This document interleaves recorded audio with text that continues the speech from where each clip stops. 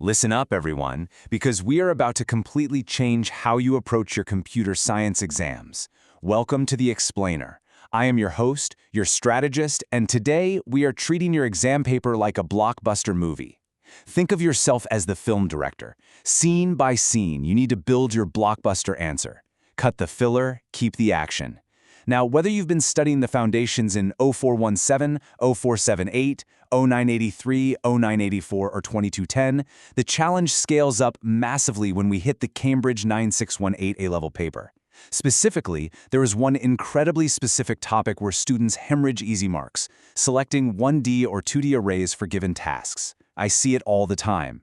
Let me introduce you to two types of students I constantly see in my strategy sessions. First, there's Alex.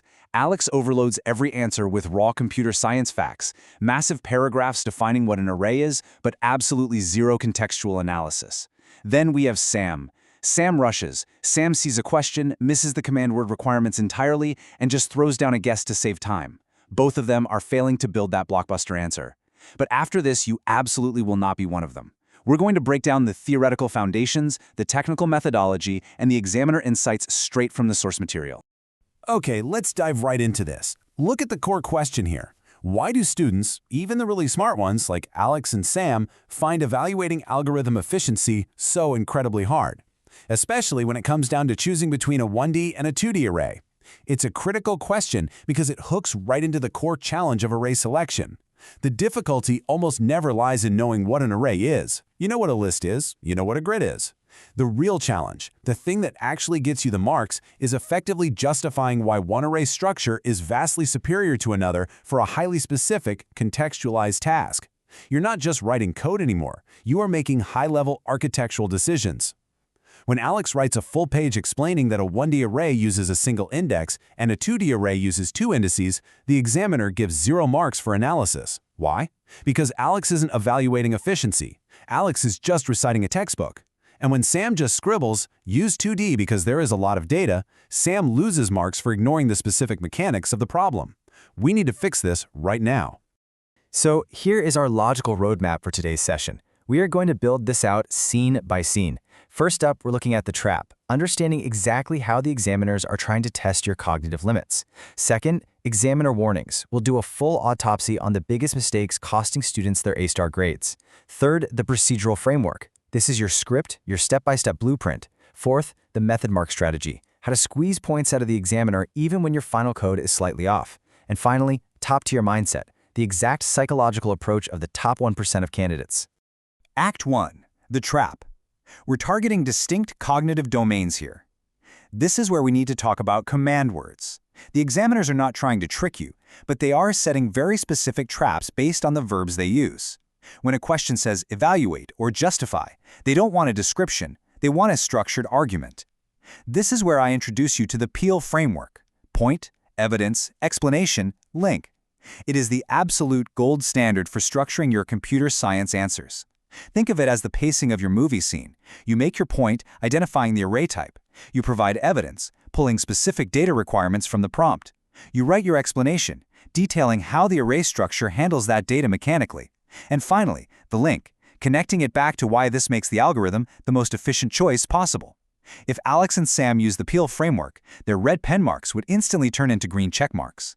Let's look closely at the distinct cognitive domains that Cambridge examiners are actively targeting when they ask you about arrays. This isn't just a memory test. They are assessing 3 distinct conceptual frameworks. First, knowledge and understanding. Do you know the theoretical difference between a 1D list and a 2D grid? Yes, of course you do, but that's only the baseline. Second, application. Can you actually implement these data structures to solve a given problem? Can you write the pseudocode? And third, analysis. This is the boss fight. This is where most students completely freeze. The examiners want to see systematic analysis and evidence-based reasoning. They want you to weigh the options and defend your choice based on the exact data parameters given to you in the prompt. This is exactly where the Peel framework saves you. Before we continue into the exact mistakes students make, subscribe to our YouTube channel Ace the Exams at acetheexams_IGCSE to excel in your Cambridge examinations. Click that subscribe button and hit the bell icon right now. We are consistently putting out the exact strategies you need to dominate these papers. Okay, let's get back to the breakdown. Moving into Act 2, Examiner Warnings. This is the autopsy of lost marks.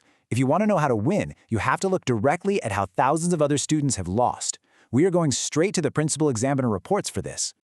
Let's enthusiastically tear into these top 3 mistakes because they are so avoidable it's actually crazy. Number 1, confusing cause and effect. Students constantly describe what the code does rather than explaining why the 1D or 2D array structure causes the algorithm to be more efficient. They'll say, a 2D array has rows and columns, so it holds more. No, that's a descriptive trap. Number 2, forgetting to check boundary conditions and edge cases. This is huge. If your array goes out of bounds, your algorithm crashes and your marks vanish. You have to explicitly mention how your chosen array prevents out-of-bounds errors based on the data size. Number 3, providing generic answers. If the question is about an array tracking sensor data in a smart greenhouse and your answer is just a textbook definition of a 2D array, you get 0. Your answer must be tethered, literally chained, to the specific context given in the question. You have to mention the greenhouse.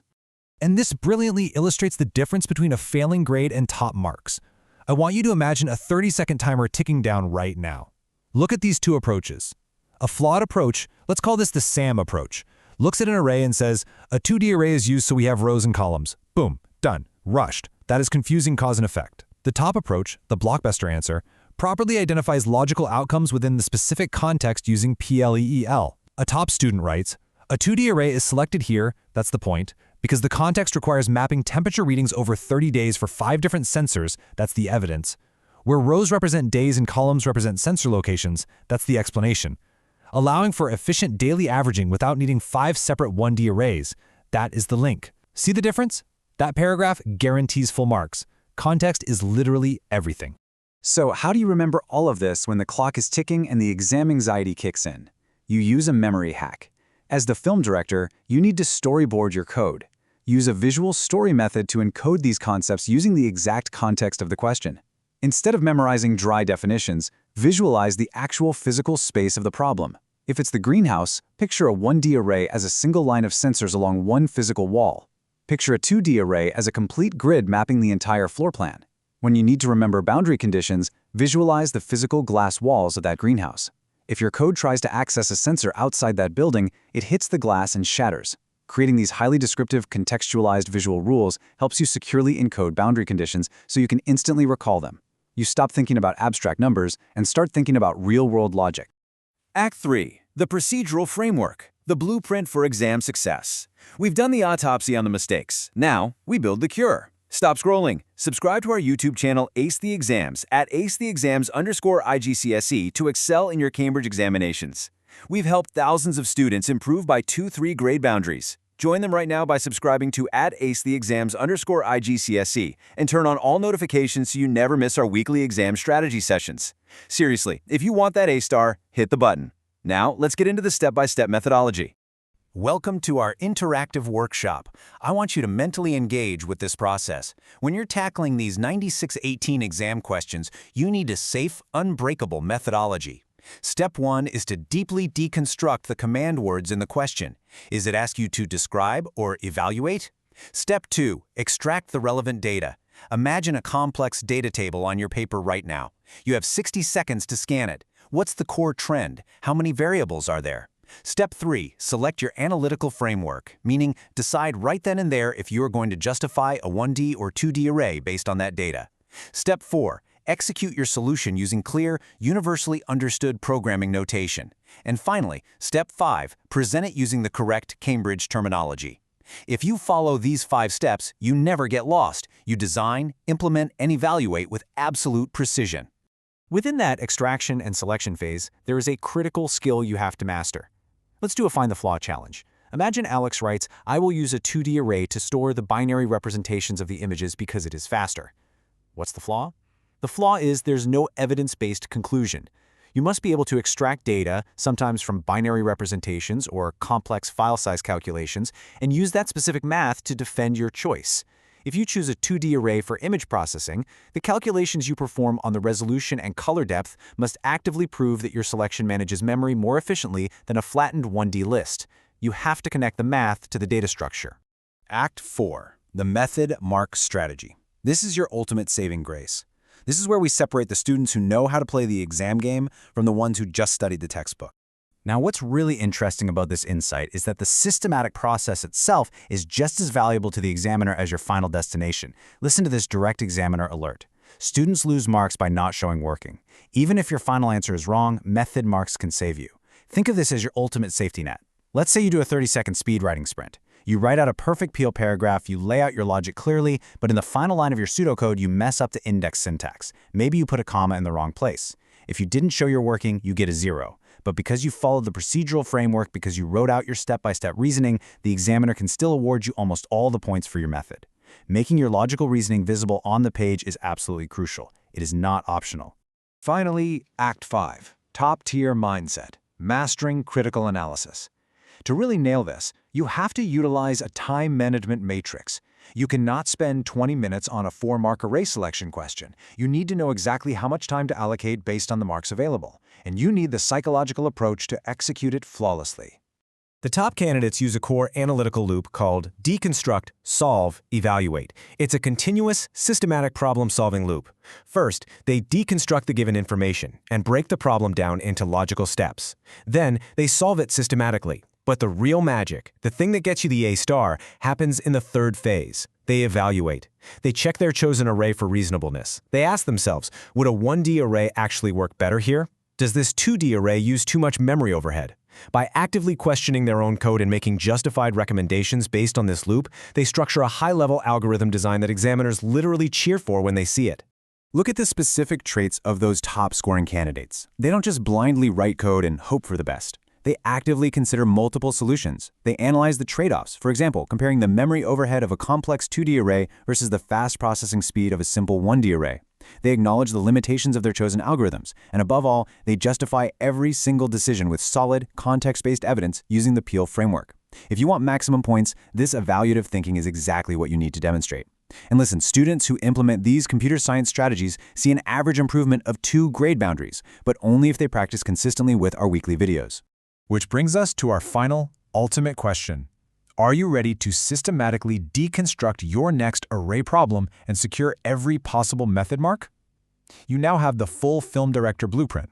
You know the traps, you know how to decode the command words, you have the PO framework, and you understand the top-tier mindset. The next step is simply to take this exact structural framework and apply it directly to your next past paper practice. Here's your final reminder. Subscribe to our YouTube channel, Ace the Exams, at acetheexams_IGCSE to excel in your Cambridge examinations. Subscribe right now at acetheexams_IGCSE and click that bell. Don't let another exam pass you by. Drop a comment below with your target grade for computer science and the biggest challenge you're facing. Our team responds to every comment. Like and share this video with a study partner. Ace the Exams, your Cambridge success starts here.